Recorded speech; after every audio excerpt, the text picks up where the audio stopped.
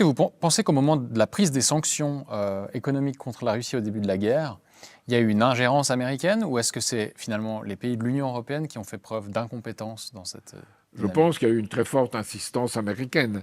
Les Américains ont passé à cette politique de sanctions un peu partout. On l'a vu en Amérique latine, on l'a vu vis-à-vis de la Syrie, là aussi.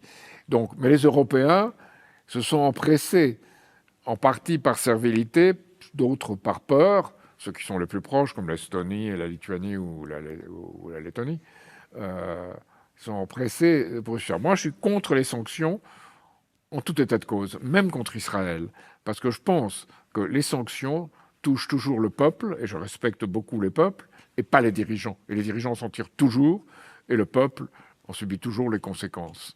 Donc les sanctions, c'est absurde, même, je dirais, les sanctions contre les colons israéliens qui produisent, et ils produisent très peu d'ailleurs. Généralement, ils sont allés en Cisjordanie pour y trouver un habitat meilleur marché.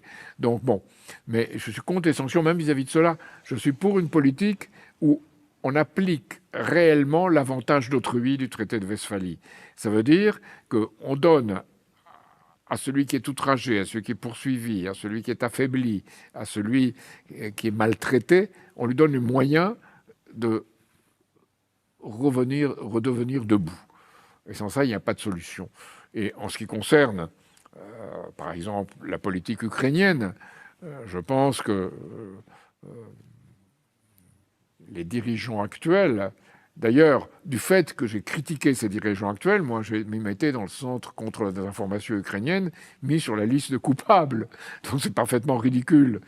Parce que vous voyez, je n'ai rien contre le peuple ukrainien, au contraire. Mais j'ai contre la façon dont il a été traité comme un instrument.